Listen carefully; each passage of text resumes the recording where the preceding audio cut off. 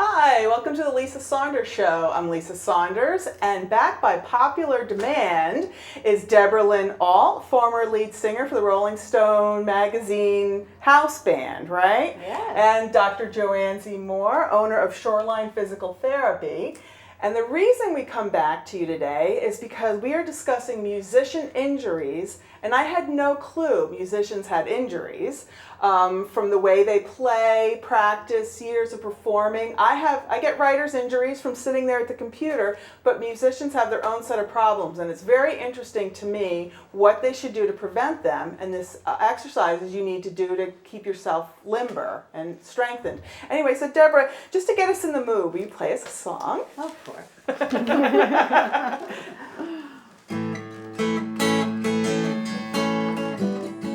On where I sit and what I see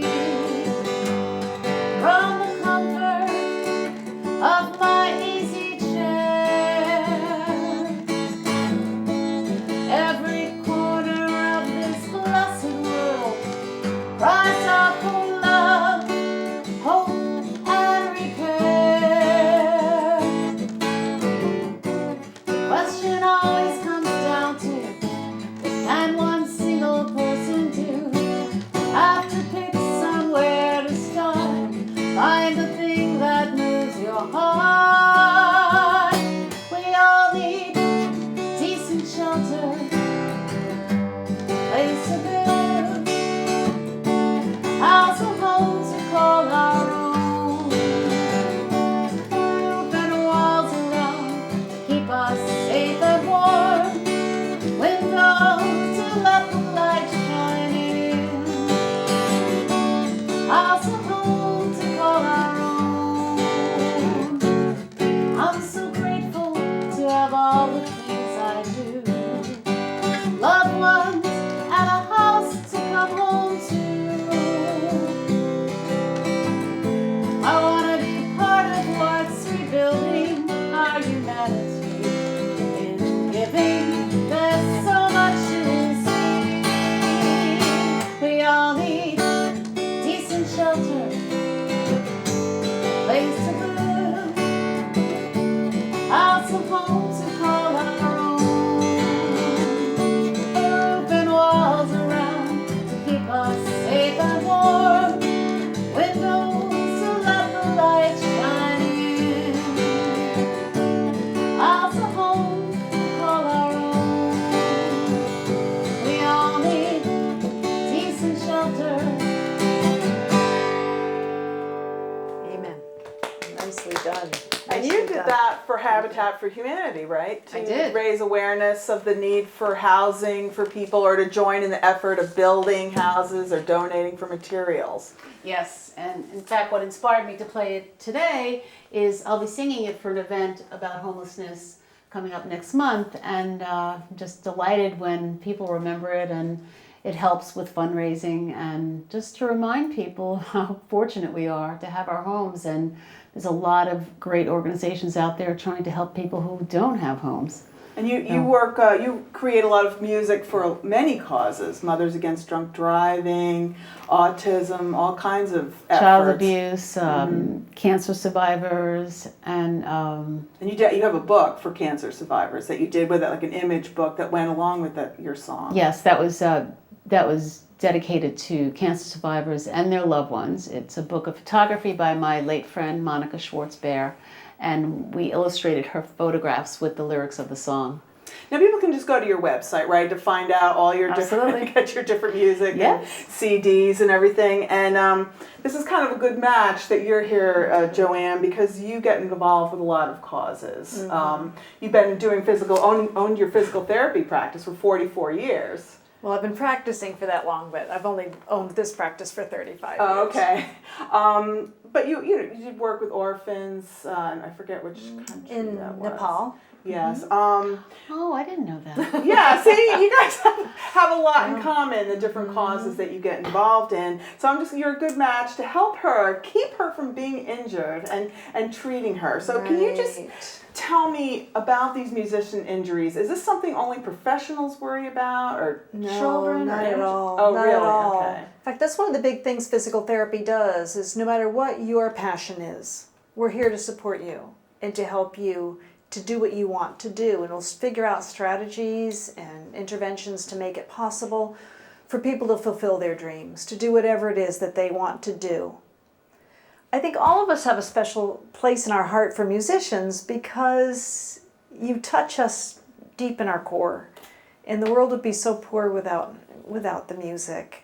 And truly, your message for Habitat or for cancer is so much stronger because it's done to music. If you just got up and said, everybody needs a house, just wouldn't have the same resonance. Now, what kind of injuries would somebody like Debra on a guitar have? Okay. Or any instrument? Right. Well, if you look at any professional orchestra, about 50% of the players are playing in pain. That's Of some sort. a huge percentage. It's a huge 50%? percentage. And it's almost always preventable. The two injuries fall into two categories, basically. Tendons becoming inflamed and nerves becoming entrapped. So those are the two areas. The tendons being inflamed can be managed with exercise, and the nerve entrapments can be managed by proper posture. So in physical therapy, we look closely at posture and muscles. Now, in the last show, in part 1, if people want to, they can Google it. It's on my YouTube channel. They can see what you spoke about in regard to her posture and the way she held herself. Right. So if they want that kind of information, and she did it on the keyboard, thank you, and the guitar. Right. All right. So when people are sitting Okay. or holding things, Right. what happens? Well, there are basically 4 places where nerves can be trapped. The neck, the thoracic outlet, in the elbow, and in the carpal tunnel. And so you've heard of thoracic outlet syndrome. You've heard of, you may not have heard of nerve entrapment in the elbow, but certainly thoracic outlet syndrome, and certainly you know that necks can pinch nerves that'll bring pain all the way down the arm. Yeah, I was so surprised when I couldn't type anymore on the computer. I'm thinking it was my arm that was driving me crazy, and you felt around at me and said, no, it's your neck. And I thought, my neck? Right. I never, I mean, you were right, but I just never suspected it was my You neck. mean you couldn't type anymore, or it would hurt to type? I could barely type at all. I mean, Really? I have clients that I write for, and I have, I have deadlines. Right. And I don't know, I just couldn't, and I didn't feel it in my neck. It was, I don't know. Well, if you think of your spinal cord as a water hose, and if you kink your water hose, the water can't get through. And if you kink your spinal cord, the nerves can't conduct well. So you have the most space for your nerves if you have your chin back. Yeah, that's one of those exercises I had to Correct. do. So if you look at me from my side, my earlobe should be right over my shoulder. It shouldn't be forward. For every bit that it's going forward, my spinal cord is being compromised. Which is how a person who writes on the computer tends to have their head. How about for Or if you're Debra? looking at, you had your music memorized, which is very nice, but most musicians can't, if they're playing in a symphony or something like that, they're sharing a music stand with someone else. And then they're static in a posture for a long period of time looking at that. And they really can't move their head very much because they need to keep their eyes focused on that music. So the head posture is a real problem. First of all, you can pinch the nerves in your shoulder in the thoracic outlet. Thoracic outlet is between the collarbone and the first rib. And it's where all the nerves exit the spinal cord and start to come down to the arm. And so in that little geography, there's a lot of nerves. And if you round the shoulders, you pinch the nerves. So by bringing the shoulders down and back, you're giving those nerves lots of room. But again, if your instrument is in front of you, whether you're playing a wind instrument or the drums or the guitar, it's always in front of us. Our music is in front of us. So it's hard to come back this way. during that time, but it's a good habit to get into. It also opens up the chest more for singing. Correct. Right. Some musicians sing along with their playing. Many don't. So you have to, but even if you're playing a wind instrument, you still need to get that air out, Right. even if it's not I'm singing. going to maximize the So body's what can you do to ability. prevent these injuries? Posture for the first things, hands down, and that comes from your teacher. Your teacher will demand that you have a certain posture. But how can you do it if you're reading music? And yeah, it sounds good to have posture, but I know. You have to be aware of it, first of all. You have to have a teacher who disciplines you to make it a habit. Because I can keep my head back here and still look if my eyes are right. Maybe get a good eye exam and work with your optometrist or ophthalmologist. oh, so it's even bad just to be vain, not want to wear glasses. Right. You don't really look that great if you're doing that anyway. So vanity can go out the window. I think a teacher is really important. I think the second thing is maybe your furniture. So making sure your feet are firmly on the floor. And for children at a piano bench, that's hard. Their feet are just swinging. And so it's hard to sit up straight if you don't have your feet well supported on the floor. So maybe parents need to provide a footstool for their child. Maybe their child doesn't want to play for 30 minutes because they're tired and it's uncomfortable and their muscles just can't do it. So make the position as supported as you can so that the child can just play the music and not worry about holding themselves up against gravity. When should somebody seek treatment? I mean, clearly, when I can't work, I seek treatment. It's happened to me a couple times, and it's been different things. I mean, should a musician come before they're incapacitated? Absolutely. Well, how can they know? How can they know they're about to be incapacitated? A nerve is being pinched when you start to get pins and needles or pain radiating. Nerve pain will also bother you at night. So if you lie on your side, you may compress the thoracic outlet, or if you bring your hand like this to sleep, it'll bring in carpal tunnel symptoms. If you have carpal tunnel syndrome, your hands will get numb if you do this. So that's really your test for carpal tunnel syndrome. And so that's when you need to seek treatment. You should seek treatment, and it's so easy. If you seek treatment early on, you can intervene and get it better in a week or two. Well, we have this table here and some exercise equipment. Can I see what you suggest for Debra? And can we talk about the most common problem that I have, and I'm sure a lot of people do, that have an instrument around their neck, is that the tension, I have found that as the years have gone on, that it's more and more difficult to play for a duration of time with the guitar around my neck. I mean, it really strains my neck and shoulders and back. Yeah. One thing I noticed that some musicians do is they'll change instruments halfway through a concert. They'll go to a little ukulele for a while and then come back to their guitar. And that might be a coping strategy that some people use. Yeah.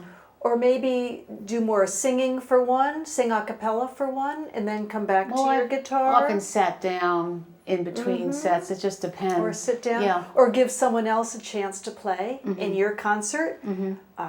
Pick a young person who you think has potential and let them play. And you can just sit back and admire them and take your rest and then come back. I see Joan Baez do that.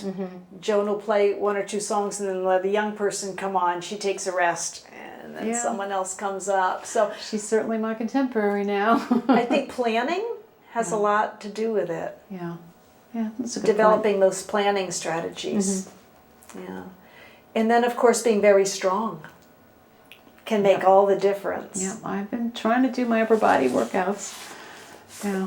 Musicians typically don't like to exercise. That's not their personality style. If they wanted to be athletes, they would have been athletes.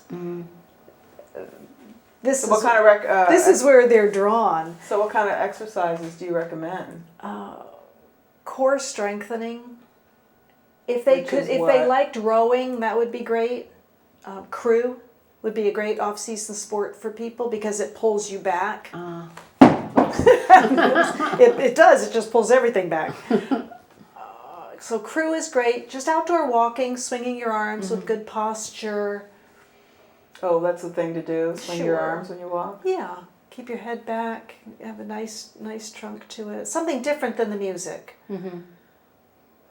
See, the thing is, the kids don't practice all summer and then they come to band camp for a full week and they're 8 hours a day playing, and that's when they develop trouble because they haven't played in 8 weeks and now they're playing 8 hours a day. Mm-hmm. So that's when they get in trouble. So you have to gradually build up. The week before band camp, they should start to play to get their muscles back in shape again. Of course, as with any athletic Right. endeavor. Okay, so would you like to try some exercises? Sure. Okay, well, let's do the most difficult ones first. Okay.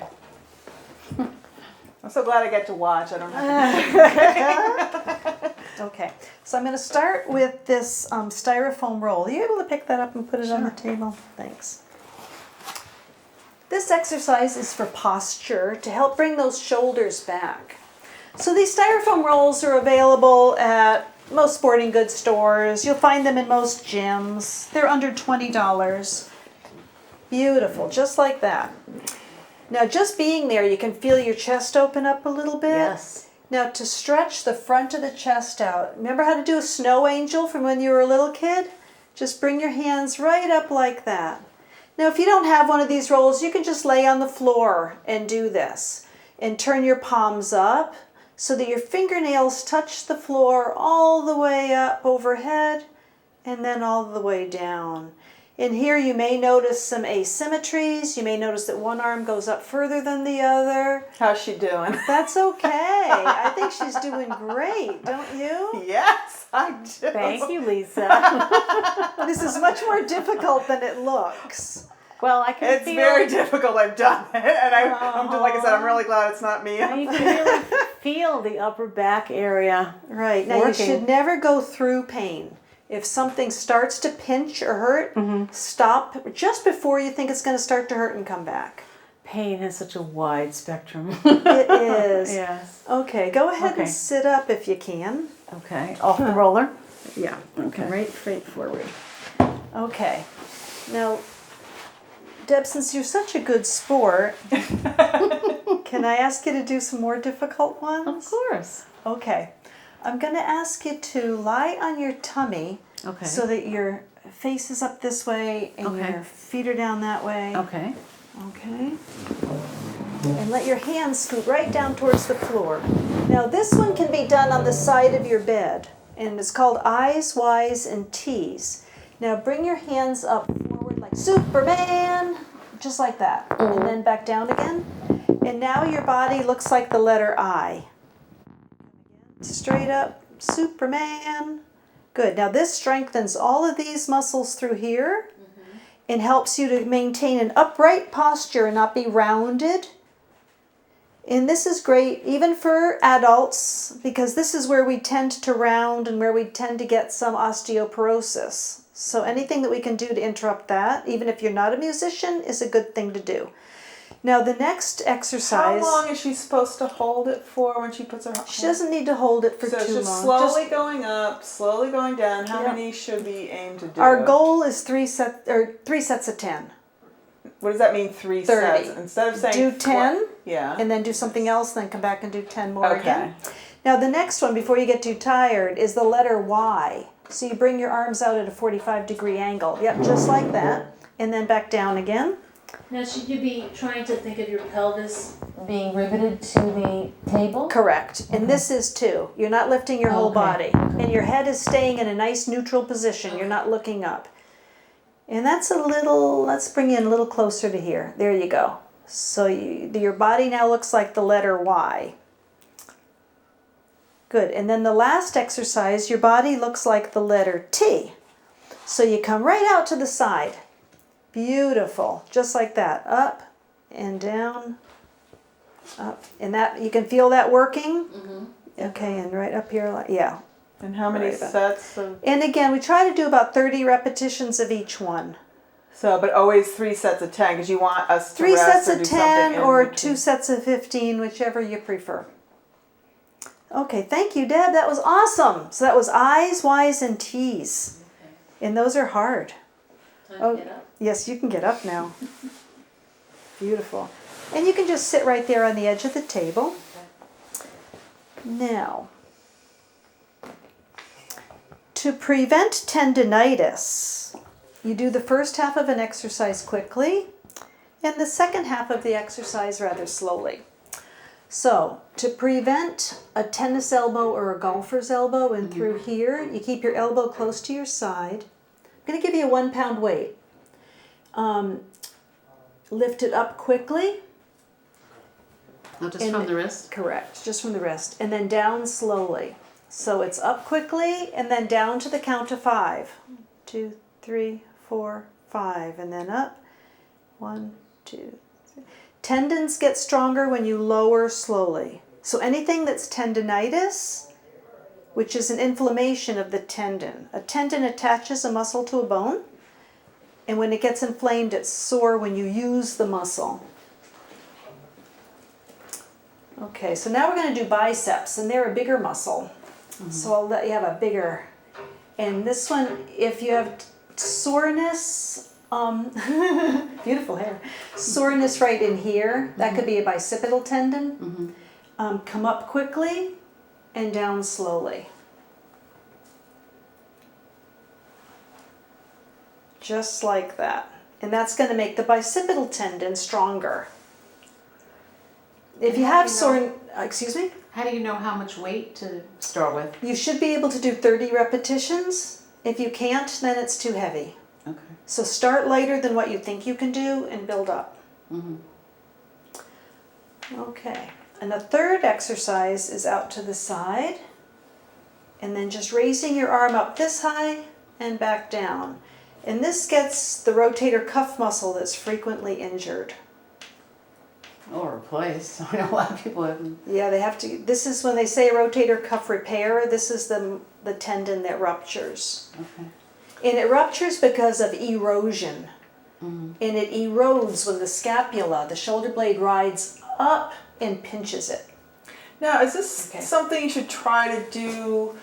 I mean, if you're not in treatment, having to do it 3 times a week, whatever, is this something you should be trying to do every day? 3 times a week. 3 times a week as a preventative? Yes. That's okay. Absolutely. How long do you think this set would take you? I mean, to do this? To do what you wish somebody like Debra would do. It takes me about 2 minutes to do 3 sets. To do all 3 I, Y's, and T's. Right. I do it 4 days a week. You do, okay. As a prevention. Takes me 2 or 3 minutes. Oh, that's all?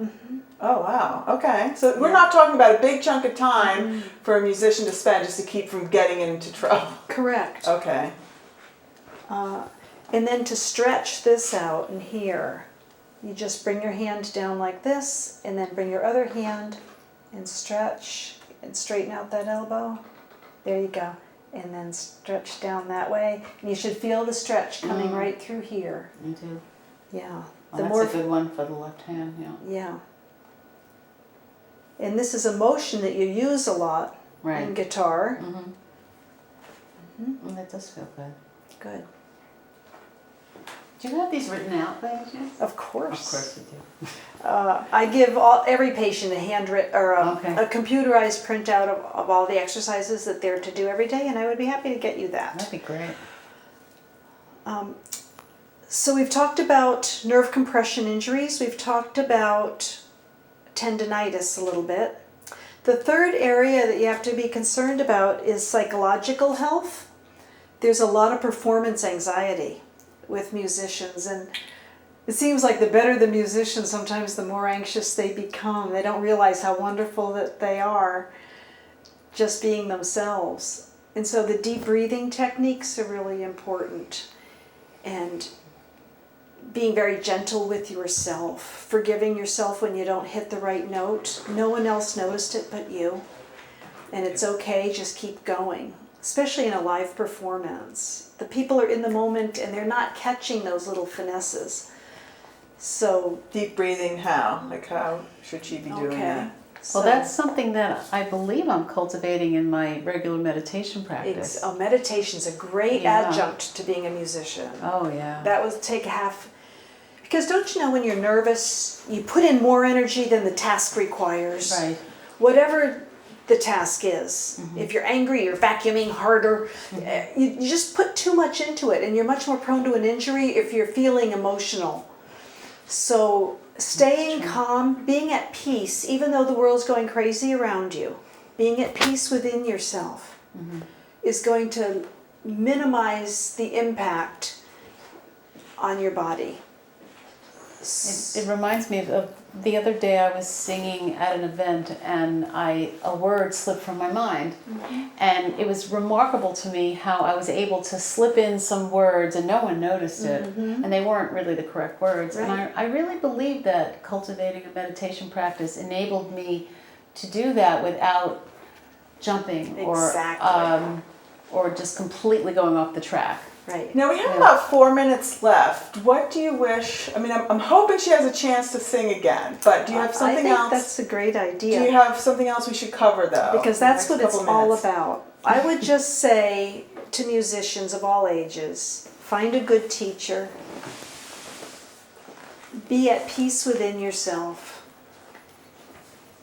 Practice regularly so that an audition isn't overwhelming for your body.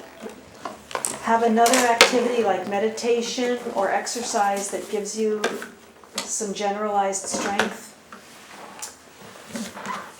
And when you do start to notice any physical symptoms, seek out a physical therapist or an occupational therapist or a physician who specializes in musician injuries. Okay, so there's people that specialize in those particular injuries. Right. Okay. That's So good to know. seek And how out would help. Okay, how would they know that? Maybe do you usually? I think you usually have to start with your primary care physician. Usually. And they know everybody in the community. They'll help to refer you to Okay. the right person.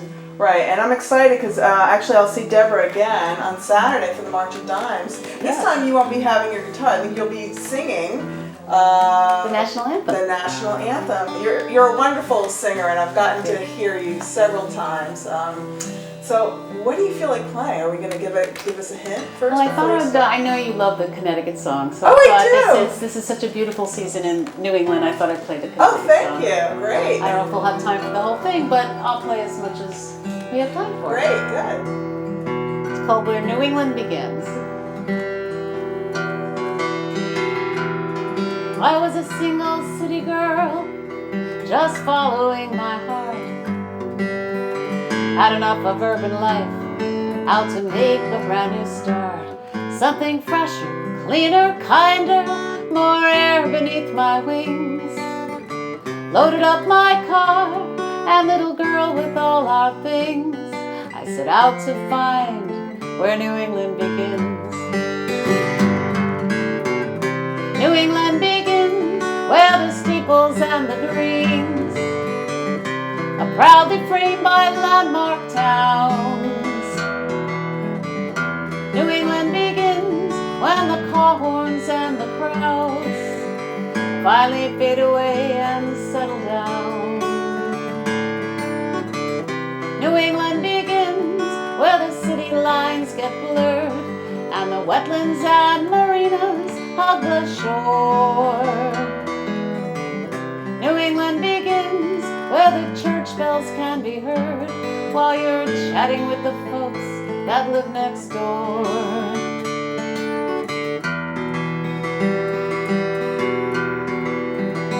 There's pumpkins on our front porch, kids are playing in the snow. In the community that's welcoming, our roots begin to grow. Made new friends at school bus stops with our coffee mugs in hand. The days are sweet and full here, I'm liking where I am. There's a way of life where New England begins. New England begins with fields and roadside stands, with husky banners waving husky pride. New England begins where the Sox and Yankee fans can be found together, cheering side by side. New England begins where the walls are made of stone and the autumn reds and yellows are aflame. New England begins where the rivers weave their way to the long midsummer's day. My home is where